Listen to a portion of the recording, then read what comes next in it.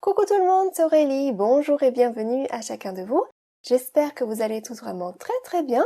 Je suis contente de vous retrouver pour la petite vidéo du jour.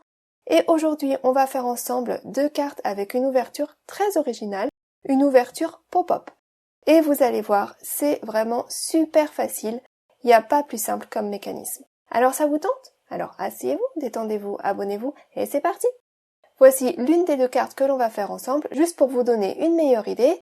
Donc on va déjà travailler un joli fond, et puis ensuite regardez la petite ouverture là, ça fait super sympa, ça rajoute vraiment une touche d'originalité à la carte, et puis vous allez voir, c'est pas compliqué. Alors on y va. Déjà, je vais commencer par faire deux petits fonds. Le premier dans les tons jaune, orange et rouge, et le deuxième dans les tons bleu et violet. Juste pour vous montrer qu'il suffit de changer les couleurs pour avoir un rendu différent sur la carte. Donc j'ai décidé de faire des petits dégradés, et puis ensuite on va rajouter pas mal de choses, et on va faire un fond assez sympa. J'ai pas mal hésité à vrai dire à savoir quel fond faire pour cette carte. Au début je me disais que j'allais faire tout simplement un fond blanc avec juste un pochoir et de la poudre à embosser au travers, pour faire un fond discret, mais finalement j'ai choisi comme élément central un petit oiseau que je voulais garder blanc. Donc du coup, je me suis dit que toute la couleur devrait se trouver sur le fond. Après, j'ai hésité à faire aussi un petit fond style mixed media, avec plein de couleurs, des pochoirs dans tous les sens et tout. Mais finalement, j'ai opté pour un dégradé classique. Et puis comme ça, je peux en faire deux dans la foulée, sans que ça me prenne tellement plus de temps. Donc voilà pour mon premier dégradé qui est déjà terminé. Ensuite, donc j'ai changé de couleur. J'ai pris du violet, du bleu foncé, du bleu turquoise et j'ai recommencé l'opération. Donc le papier que j'ai utilisé, c'est le DCP Clairefontaine 250 grammes. C'est un peu mon papier passe-partout, je l'utilise pour quasiment tout. Et puis je viens appliquer mes couleurs les unes après les autres, en prenant soin à chaque fois de retravailler la transition entre deux couleurs. Au début, je voulais faire qu'une seule carte pour cette vidéo, mais finalement, comme j'hésitais dans les couleurs à choisir, je me suis dit tant qu'à faire, autant faire les deux. Et puis finalement, de faire deux cartes dans la foulée, ça prend pas tellement plus de temps, puisque quand on sort tout notre matériel, répéter deux fois la même série d'actions, ça prend pas deux fois plus de temps. Donc voilà mon deuxième dégradé qui est terminé. Ensuite, j'ai sorti ma petite plateforme pour tamponner et je vais faire de l'embossage à chaud sur ce fond. Donc comme je viens d'appliquer de l'encre, je ne veux pas que la poudre aille coller de partout, donc j'applique bien mon coussinet antistatique de partout. Dans mon coussinet, c'est juste de la maïzena et ça permet vraiment à la poudre de n'aller coller que là où on le souhaite. Je mets en place mon tampon de fond et je prends l'encre Versamark, donc c'est l'encre pour embossage à chaud. Et je viens ancrer ça. Donc comme c'est un grand tampon, j'ai pas la place de mettre les aimants sur mon panneau, donc j'ai bien calé mon panneau dans le coin au cas où si jamais je dois m'y reprendre à deux fois, je pourrais le remettre bien au même endroit. Mais comme j'ai bien appuyé de partout dès la première fois, j'ai pas eu besoin de m'y reprendre. Là c'est bon, j'ai une bonne impression. Et puis je vais donc enchaîner sur la deuxième carte. Et je vais faire exactement la même chose. Vous voyez comme j'ai tout qui est sorti, je peux juste prendre ma deuxième carte et recommencer la même opération, et ça se fait plutôt rapidement. Donc c'est vrai que quand vous avez envie de faire plusieurs cartes, et que vous avez un peu moins de temps, c'est pas mal de les faire en série. Et en plus du coup on n'a pas à réfléchir deux fois au design, j'ai fait deux fois la même chose simplement en changeant les couleurs. Et je trouve que ça fait vraiment deux cartes différentes. Donc je presse bien à nouveau. Et là encore, du premier coup, mon empreinte, elle est bonne, donc je peux passer à la suite. Donc pour la poudre à embosser, j'ai choisi la couleur White Pearl de chez WOW, c'est une de mes couleurs favorites. J'aime bien parce que ça va donner un résultat discret. Là, on croit que c'est blanc, mais une fois chauffé, ça va prendre un peu plus la couleur du fond et ça sera plus discret. Donc je mets de la poudre sur les deux panneaux. Voilà, c'est bon. Et puis ensuite, je chauffe. Donc là encore, une fois que mon pistolet à chaleur il est chaud, c'est pas tellement plus long de faire fondre la poudre pour la deuxième carte. J'aime beaucoup voir la poudre fondre, je trouve que la poudre à embosser c'est vraiment quelque chose de magique. Et voilà, ça y est, regardez ce que ça donne. Donc vous voyez, ça s'appelle White Pearl mais c'est pas blanc comme couleur. Le rendu il est plus discret. J'aime vraiment beaucoup ce que ça donne. Ça donne beaucoup de brillant. Et puis le texte il est bien lisible, même si on a fait de l'embossage à chaud. Ensuite, je vais faire une chose que j'ai encore jamais faite, il me semble, c'est de superposer donc l'embossage à chaud avec de la pâte à embosser. Donc sur mon embossage là, eh bien j'ai été choisir un pochoir, je l'ai accroché par le dos et je vais ajouter de la pâte à embosser transparente. Donc moi j'ai celle-ci de chez Ranger, prenez ce que vous voulez. Je voulais quelque chose qui sèche transparent pour que ce soit quand même plus discret. Parce qu'il y en a déjà pas mal sur mon fond. Je voulais juste rajouter un petit truc, un peu de brillant ci et là. Et j'ai même pas été mettre ma pâte à embosser jusqu'au bord. Juste sur le centre. Donc j'étale ça bien, une fois que c'est bon je peux vérifier, là ça m'a l'air pas mal, j'enlève tout, et voilà. Donc là ça apparaît blanc, mais c'est parce que c'est pas sec, ça va devenir transparent en séchant. Et puis, tant que j'ai tout sorti, ma pâte est sortie, mon outil est sorti, mon pochoir est sale, eh bien j'enchaîne sur la deuxième carte. Donc vous voyez je répète les mêmes opérations, mais je pense pas que ça va me prendre 2 fois plus de temps pour faire 2 cartes. Et là encore, j'ai hésité à aller jusqu'au bord, mais non, je me suis arrêtée avant, et j'en ai mis que sur le milieu. Et voilà. Donc maintenant, il faut que je laisse ça sécher. Donc pendant que ça sèche, je vais m'attaquer à mon petit élément central. Donc j'ai choisi cet oiseau. Ça vient d'une matrice de coupe de chez Altenew, que j'ai depuis un petit moment, mais que j'avais pas encore réussi à utiliser. Donc il était temps que je l'utilise. Et je vais simplement prendre un peu d'encre grise que je vais déposer sur les contours. Je vais pas jusqu'à l'intérieur, j'en mets que sur les contours. C'est juste pour que mon oiseau ressorte mieux sur ce fond et ça va lui donner un petit peu de volume. S'il a un petit peu d'ombre sur tous les côtés, ça va faire qu'il aura vraiment l'air moins plat. Donc je mets un peu d'ombre et puis ensuite il y a le petit set de tampons qui va avec. Donc je peux tamponner l'œil et le bec. Donc ça, on décore nos matrices de coupe comme on veut. Si on n'a pas ce genre de choses, on peut aussi prendre un feutre et dessiner les éléments qu'on veut rajouter, tout simplement. Donc là, j'essaye de bien viser, c'est pas évident.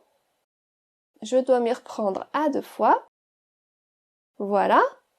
Ensuite, j'ai été récupérer donc cette matrice de coupe. Alors ça, c'est un ancien die de chez Action. Une branche et je vais aller découper ça plusieurs fois avec ma machine de coupe dans du papier vert. Et je vais en récupérer un morceau à chaque fois que je vais pouvoir positionner sous mes oiseaux. Comme ça va asseoir mon petit oiseau. Sinon, on aurait un petit peu l'impression qu'il flotte en l'air, celui-là. Et puis là encore, pour que ça soit moins plat, pour avoir un petit effet de relief, je viens rajouter un peu de couleur, de contraste sur ces branches, en ajoutant un petit peu de vert plus foncé. Alors là, je mets ça vraiment n'importe où, comme ça vient. C'est juste pour que tout soit pas monochrome. Ensuite, je vais prendre une matrice de coupe ronde pour réaliser l'ouverture. Donc pendant ce temps, vous avez vu mon fond, il a séché. Ma matrice, elle fait environ 7 cm de diamètre.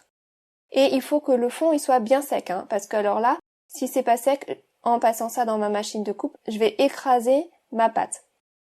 Donc je prends mes repères pour savoir à peu près où couper, parce que j'ai envie de garder suffisamment de place pour mon oiseau. Et puis je vais couper donc mes 2 fonds avec cette matrice de coupe. J'ai oublié de vous les montrer de plus près, ces fonds une fois secs. Ça fait vraiment très chouette. Il y a l'embossage à chaud avec ce texte et puis par-dessus, un petit quelque chose en plus avec donc ce motif au pochoir transparent. Voilà, parfois faut pas avoir peur d'en rajouter. Ensuite, j'ai été redécouper un peu mes 2 fonds. Comme ça, j'aurai un petit liseré blanc tout autour de ma carte. Et j'ai été préparer des bases de cartes. Donc 10,5 x 15 cm environ comme d'habitude. Je peux venir centrer mon fond sur ma base de carte. Je prends un rond que j'ai coupé dans une chute de papier avec la même matrice ronde que j'ai utilisée pour découper mon panneau, d'accord? Du coup, je peux mettre ça au milieu, le maintenir en place et venir caler ma matrice par-dessus ça. Donc toujours la même matrice. Comme ça, je vais pouvoir couper le devant de ma base de carte exactement au bon endroit. Pour que je puisse ensuite coller mon panneau par-dessus et avoir le rond à l'endroit souhaité. Je passe ça hors écran dans ma machine de coupe avec la carte ouverte puisque je ne veux couper que le devant et voilà ce que j'obtiens. Donc là c'est bon, vous voyez mes ouvertures coïncident, donc ça se fait quand même très facilement. Je vais faire la même chose avec l'autre fond, donc avec le violet. J'ai été mettre ça en place, hop là, je passe ça dans ma machine de coupe et c'est coupé sur le devant et voilà, ça correspond bien. Donc ça c'est bon, c'est fait. Maintenant on va pouvoir passer au petit mécanisme. Et ça, vous allez voir, mais c'est super simple. j'ai simplement pris une bande de 10 cm de long et de 4 cm de large, 10 x 4. Et je vais venir marquer des plis tous les 2 cm et demi. Donc je marque un pli à 2,5, à 5 et à 7,5. Tout simplement. D'accord? Ensuite, je vais prendre mon petit outil pour bien appuyer sur chaque pli, m'assurer que ce soit vraiment bien plié. Et donc ça va pouvoir donc former un petit parallélépipède comme ça. Et c'est ça mon mécanisme. Et puis là encore, je fais du travail à la chaîne.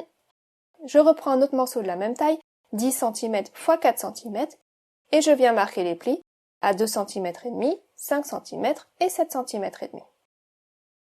Et puis je viens bien appuyer sur chaque pli. Faut pas hésiter à bien appuyer sur tous les plis pour être sûr que ça se ferme bien ensuite. Donc le papier que j'ai utilisé, donc c'est toujours le même papier, le DCP 250 grammes. Et même si j'ai pris du 250 grammes, eh bien à la fin mon mécanisme il est pas trop épais du tout. Ma carte elle reste quand même assez fine. Donc ça c'est chouette. Ensuite je vais venir mettre du scotch double face sur les deux morceaux extérieurs, donc sur celui du bas et sur celui du haut. D'accord, je vais mettre 2 morceaux de scotch double face pour bien remplir tout ça. Donc tout en bas et puis tout en haut. Vous voyez? Je n'en mets pas sur les 2 rectangles du milieu, juste sur celui du haut et sur celui du bas. Regardez. Et donc là, voilà, j'ai du scotch sur le bas, je vais donc venir enlever les petites protections. J'enlève la pellicule. Si j'y arrive, c'était un petit peu récalcitrant. Voilà, c'est bon. Et je viens centrer ça sous mon rond, sur le panneau à l'intérieur, juste sous le trait du pli. D'accord? Donc je centre ça à l'œil, au pifomètre. Si vous voulez vous prendre des repères, vous pouvez tout à fait vous marquer le milieu. Et voilà, ça y est, c'est collé. Ensuite, je replie en deux. Du coup, eh bien, j'ai le scotch qui est devant moi sur le haut. Et vous voyez que là, mon rond, je ne l'ai pas coupé trop haut sur ma carte. Du coup, il va bien pouvoir venir recouvrir le scotch. Vous voyez? Donc, par rapport à la taille de mon mécanisme, il fallait pas que mon ouverture, elle soit à moins de 2 cm et demi du haut de la carte. Après, on peut changer, on peut adapter la taille du mécanisme, hein, on fait un peu comme on veut. On peut même faire la même chose avec une carte format paysage si on veut. Donc j'enlève les petites pellicules, et puis je referme ma carte, et ça y est, c'est collé. Vous voyez? Et vous voyez ce que je vous disais, ça reste quand même très très fin. C'est pas trop épais du tout, alors que j'ai mon petit mécanisme à l'intérieur. Et c'est là que je pourrais venir coller le petit rond que j'ai découpé. Je vous montre ça de profil pour que vous ayez une meilleure idée. Voilà. Donc moi j'ai découpé un petit rond, mais si vous voulez changer de forme, découper un ovale ou n'importe quelle autre forme que vous aurez envie, c'est tout à fait possible. Hein. Vous adaptez ça avec vos envies du moment et avec ce que vous avez chez vous à la maison.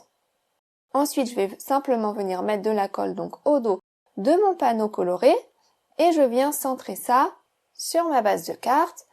Donc en m'assurant bien que les ouvertures coïncident. Vous voyez, j'ai pas envie que ça dépasse un petit peu à l'intérieur d'un côté ou de l'autre, puisque sinon après ça va gêner la fermeture de la carte. Donc je vérifie de l'intérieur, de tous les côtés, puis une fois que c'est bon, j'appuie. Ça c'est bon. Ensuite je vais prendre donc mon rond et il va pouvoir venir se remettre là, à l'intérieur. Donc je mets de la colle juste sur le petit élément du mécanisme qui dépasse et je viens remettre mon rond au milieu en faisant attention à avoir un motif continu. Je le mets dans le bon sens et je presse bien. Et voilà, ça y est, c'est collé. Donc regardez ce que ça donne. On a donc cette petite plateforme à l'intérieur avec le rond qui est suspendu. Ça donne du volume, ça donne vraiment une ouverture originale à la carte. Et puis après, on décore vraiment ça comme on veut. Moi, j'ai fait ce fond-là, vous pouvez mettre le fond que vous voulez. Vous mettrez par-dessus le décor de votre choix. Vraiment, on fait ce qui nous plaît. Donc ensuite, je viens prendre mes mesures avec donc mes petits éléments de décor. Il faut pas que ça dépasse sur le côté ou sur le bas, sinon ça va gêner la fermeture de la carte. Donc je prends mes repères avec mon petit feuillage. Là, j'ai remarqué qu'il était un poil trop long, donc je viens le recouper. Et comme ça, je peux bien positionner mes éléments. Par contre, si ça dépasse un petit peu sur le haut de la carte, ça c'est pas un souci, parce que ça gênera pas. Vous allez voir. Donc je mets de la colle au dos de ma petite branche. Ça c'est juste pour la déco. Donc je la mets directement sur le fond, sans volume. Avant d'appuyer, je vérifie bien que c'est au bon endroit. Voilà. Et puis ensuite, mon petit oiseau, je vais lui mettre un petit peu de relief. Donc je mets des petits carrés de mousse au dos. Il faut juste que mes carrés de mousse, ils dépassent pas à l'extérieur du rond. Donc je vérifie que ça ne dépasse pas au niveau de la tête. Et puis ensuite, je mets des petits carrés de mousse de partout, jusque sur la petite queue.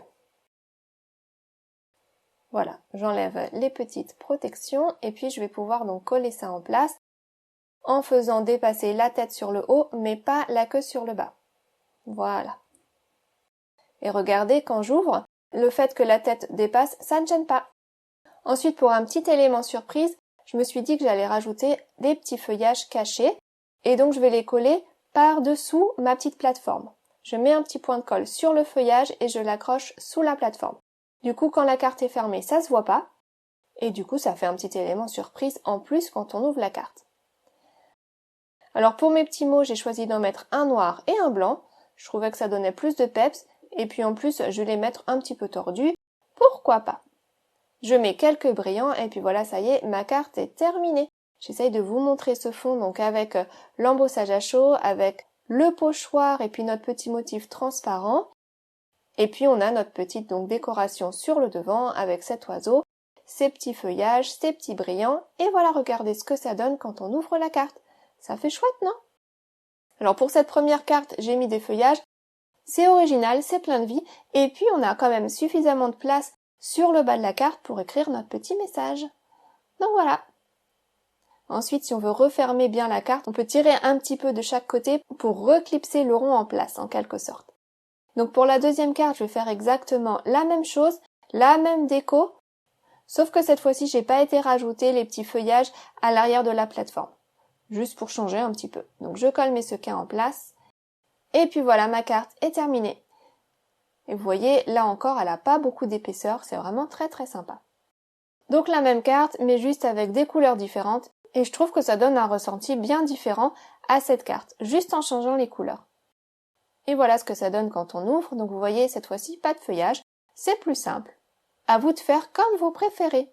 Voilà, bah ça y est, j'ai terminé. Je vais vous remontrer les deux cartes du jour en espérant que ça vous a plu et que ça vous donnera des idées.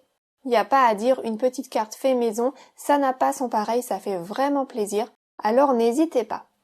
Alors vous préférez quelle couleur aujourd'hui, bleu ou rouge? N'hésitez pas à me laisser un petit message dans les commentaires sous la vidéo si vous avez envie de voter ou juste pour me faire un petit coucou. Moi j'aime beaucoup lire vos commentaires, alors ce sera pas perdu. Et puis si ça vous a plu, n'oubliez pas le petit pouce bleu en l'air, ça fait aussi toujours plaisir. En tout cas, prenez vraiment bien soin de vous, prenez soin de tous ceux qui vous entourent. Je vous retrouve très vite pour une autre vidéo et je vous dis à bientôt. Gros bisous, bye bye!